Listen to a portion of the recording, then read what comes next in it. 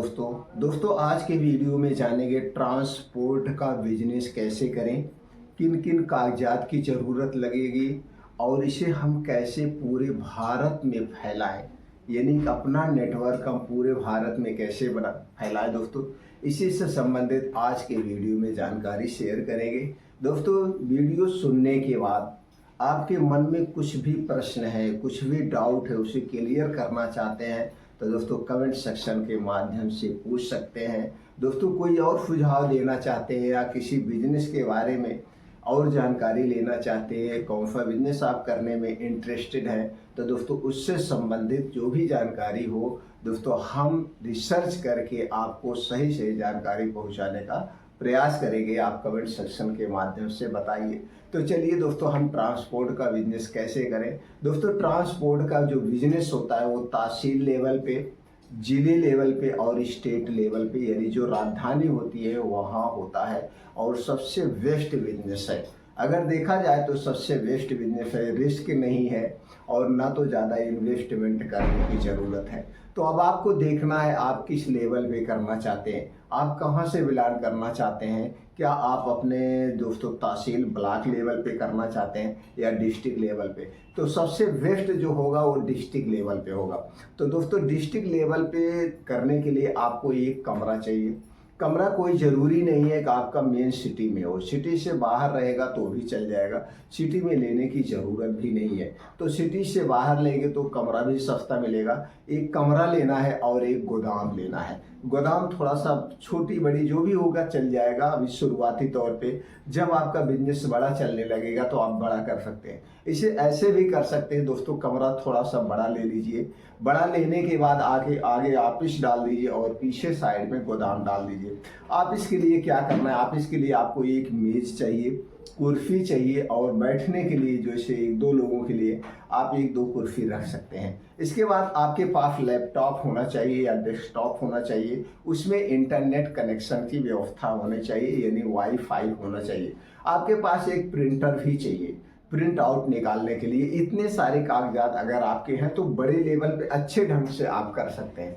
अब एक कागजात हो गया। अब इसके बाद दोस्तों जैसे ट्रांसपोर्ट का जो बिजनेस आप करेंगे उसके लिए आपको जीएसटी लेना, जीएसटी नंबर लेना बहुत कंपलसरी है। जीएसटी नंबर बहुत ज़रूरी है। तो दोस्तों जीएसटी नंबर आप जो सेल टैक्स ऑफिस होता है उनमें जो एडवोकेट होते हैं उनके माध्यम से ले सकते हैं या जन सुविधा केंद्र के माध्यम से ले सकते हैं। GST number free of cost है, इसके लिए आपको कोई पैसा नहीं देने की ज़रूरत है। हाँ, जिसके माध्यम से लेंगे वो आपसे कुछ पैसे ले सकते हैं। तो जीएसटी नंबर चाहिए। अगर आप चाहें तो दोस्तों आप अपनी कंपनी का भी कर सकते हैं। जैसे अगर आप डायरेक्टर बनना चाहते हैं तो कंपनी रजिस्ट्रेशन करवा सकते हैं। कंपनी रजिस्ट्रेशन 3 कैटेगरी में होती है, प्राइवेट लिमिटेड, ओपीसी, एलएलपी। तीनों में से किसी भी एक कैटेगरी में आप करवा सकते हैं। इनमें पैसा है तो, नहीं तो कोई ज़रूरत नहीं है। सिर्फ जीएसटी नंबर लीजिए, बाकी आप वापिस सेटलमेंट कर लीजिए, एक काम हो गया। अब उसके बाद दोस्तों अगर आप अपना खुद का इस नेटवर्क फैलाना चाहते हैं तो आपको एक अच्छा सा ट्रांसपोर्ट से रिलेटेड नाम रखना होगा। कुछ भी आप नाम रख लीजिए, कुछ भी नाम लग लीजिए, इजी ट्रांसपोर्ट या दोस्तों कुछ भी आप रख लीजिए, इजी भारत, या पूरे भारत में जैसे बेचना चाहते हैं तो उसी से रिलेटिव कोई एक अच्छा सा नाम ले लीजिए। अब इसी नाम को आपको ब्रांडिंग करना है, यानी इसी नाम से आपका पूरे भारत में दोस्तों नेटवर्क होगा। तो दोस्तों इसको कोई और नाम न रख सके, यानी इस नाम से कोई और अपना ट्रांसपोर्ट का बिजनेस ना कर सके, इसके लिए इसे आपको सेव करना पड़ेगा। सेव कैसे करना पड़ेगा दोस्तों, इसका ट्रेडमार्क करवाना पड़ेगा, यानी रजिस्टर। ट्रेडमार्क कहाँ होता है दोस्तों, भारत सरकार की एक संस्था है जिसे आईपी इंडिया कहते हैं। क्या कहते हैं, आईपी इंडिया। इसी संस्था के अंतर्गत सारे प्रोडक्ट क्या होते हैं, ट्रेडमार्क होते हैं, रजिस्टर्ड होते हैं। तो आप आईपी इंडिया जैसे सर्च करेंगे वैसे ही दोस्तों इसकी साइट खुल जाएगी, वहाँ पब्लिक ऑप्शन होता है, ये होता है। तो दोस्तों ये आपको प्रोडक्ट क्या करवाना है, ट्रेडमार्क करवाना है जो आपने रखा है। मान लीजिए आपने रखा है इजी ट्रांसपोर्ट, अब इसी इजी ट्रांसपोर्ट को आपको ट्रेडमार्क करवाना है। अब ट्रेडमार्क के अगर हम फीस की बात करें तो दोस्तों 3,500 रुपये लगता है, सरकारी फीस है जो आपको रसीद मिलती है और 10 साल के लिए आपका ये ट्रेडमार्क होता है। 10 साल के बाद आपको फिर रिन्यूअल करवाना पड़ेगा। अब 10 साल के बाद जो फीस होगी उस समय आपको फीस देना पड़ेगा। ये हो गया दोस्तों, बस नाम हो गया, नाम से ट्रांसपोर्टिंग हो गई। अब इसको कैसे पूरे भारत में फैलाएंगे, इसके लिए दोस्तों आपको मतलब उनसे संपर्क करना पड़ेगा। जैसे मान लीजिए आपका एक डिस्ट्रिक्ट में है, मान लीजिए आपने इसे कानपुर से शुरू करना चाहते हैं या दिल्ली या बॉम्बे से शुरू करना चाहते हैं, तो दिल्ली या बॉम्बे तो बहुत बड़ा है, तो दोस्तों जहाँ पे आपका कमरा है, अब उसके बाद इसको माल पूरे भारत में, तो आपको सबसे पहले महानगर में कांटेक्ट करिए। जैसे आप दिल्ली से हैं तो आप बॉम्बे का कांटेक्ट कर लीजिए। आप दिल्ली से अपना माल लखनऊ भेजना चाहते हैं, कानपुर भेजना चाहते हैं, तो जो कानपुर में ट्रांसपोर्ट है उस कानपुर के ट्रांसपोर्ट से आप कनेक्ट करिए एक बार अभी शुरुआती तौर पे। नहीं तो दोस्तों आपको इसी नाम से, अपने नाम से यहाँ पे भी ऑफिस डालना पड़ेगा, तो वहाँ से माल यहाँ आएगा। लेकिन इन सबको करने के लिए आपको इन्वेस्टमेंट करना पड़ेगा। तो अभी क्या करना है, आप अपना एक जगह सेटअप करिए, उसके बाद दूसरे ट्रांसपोर्ट से आप कांटेक्ट करना पड़ेगा। दूसरे ट्रांसपोर्ट से कांटेक्ट करना पड़ेगा, भैया आपके यहाँ जो माल होगा लखनऊ के लिए या कानपुर के लिए, तो आप हमारे एरिया में भेज सकते हैं, हमारा इस एरिया में ट्रांसपोर्ट है, सप्लाई हमारी है। तो दोस्तों वहाँ से ऐसे 3-4 स्टेट में आपको ट्रांसपोर्टरों से कांटेक्ट करना पड़ेगा, जिले में कांटेक्ट करना पड़ेगा, एक बार आपको कांटेक्ट करना पड़ेगा। तो वहाँ से जो माल लखनऊ के लिए आ रहा है, मान लीजिए जिस ट्रांसपोर्ट का, तो वहाँ से आपका भी माल उसी गाड़ी पे लग जाएगा। तो मान लीजिए कभी कभी क्या होता है कि एक ट्रांसपोर्ट का पूरा माल लखनऊ के लिए ही भर जाता है, तो पूरी गाड़ी आपके यहाँ आएगी। यहाँ तो गाड़ी वाड़ी आपको मैनेज करने की ज़रूरत नहीं पड़ती है। अब जो गाड़ी माल लेके आपके यहाँ आती है, माल आपके यहाँ उतारेगी, फिर आपके यहाँ से जो माल है, अब जो गाड़ी बॉम्बे से चल करके दिल्ली आई है या दिल्ली से चल करके जो गाड़ी कानपुर या लखनऊ आई है, अब वो गाड़ी फिर वहाँ जाएगी, क्योंकि वो गाड़ी वहीं की है।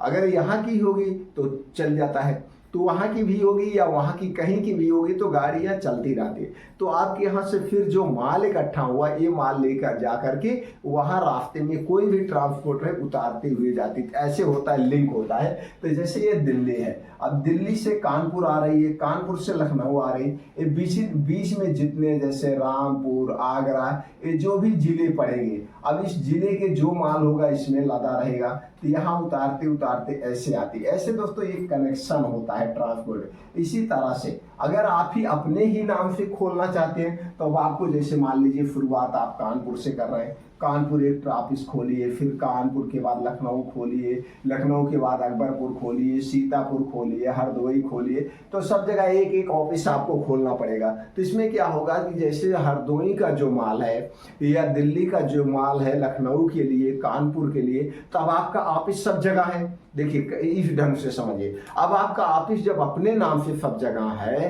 तो आपको यहाँ पे क्या होगा, हर एक ऑफिस में आपको एक बंदा बैठाना पड़ेगा, एक लड़का बैठाना पड़ेगा, जो ऑफिस को मैनेज करे, बिलिंग करे, को कितना माल आ रहा है, कितना माल कहाँ पे जा रहा है, सारी चीजें वो मैनेज करेगा।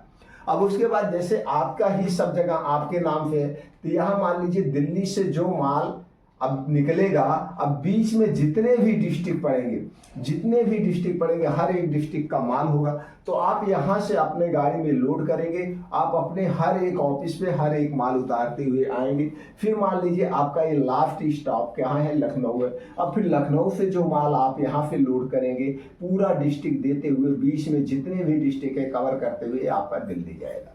इसी तरह से ये नेटवर्क फैलाया जाता है, लेकिन इस नेटवर्क को फैलाने में समय लगता है, टाइम लगता है। तो दोस्तों इस तरह से होता है, इसमें गाड़ी वगैरह रखने की ज़रूरत नहीं है, सिर्फ और सिर्फ ऑफिस मैनेज करना है, माल सही तरीके से कस्टमर तक पहुंचाना है, माल की जिम्मेदारी आप होगी, जिसमें उसमें कोई माल चोरी ना हो, जो माल लद के जा रहा है। और कभी कभी दोस्तों ऐसे होता है, थर्ड पार्टी इंश्योरेंस कराया जाता है। कुछ ऐसे इंश्योरेंस कंपनियां हैं, जैसे आपके गाड़ी पे जितना भी माल लदा हुआ है, तो इसमें पार्टी वाइज भी इंश्योरेंस होता है, पूरे गाड़ी का माल का भी इंश्योरेंस होता है। तो जितना माल उस गाड़ी में है वो उस हिसाब से इंश्योरेंस होता है, तो कुछ पैसे लगते हैं। तो मान लीजिए गाड़ी कहीं लूट ली जाती है, गाड़ी का एक्सीडेंट हो जाता है, किसी कारण बस ये सारे माल आपके जो है नष्ट हो जाते हैं, तो जितना पैसा होता है वो इंश्योरेंस कंपनियां देती हैं। तो इस तरह से दोस्तों ये नेटवर्क होता है, ट्रांसपोर्ट का बिजनेस होता है। होता है, तो हमारे अपने हिसाब से ट्रांसपोर्ट का बिजनेस सबसे बेस्ट है। हमने जो भी जानकारी शेयर की है, इसके अलावा कुछ और आप जानने की इच्छा है या जानना चाहते हैं तो दोस्तों आप कमेंट सेक्शन के माध्यम से पूछ सकते हैं, वो जानकारी हम आप तक पहुंचा देंगे। जुड़ने के लिए चैनल को सब्सक्राइब कर सकते हैं, बेल आइकॉन का बटन दोस्तों ऑन कर दीजिए, जिससे हर एक वीडियो की नोटिफिकेशन आपको मिलती रहे।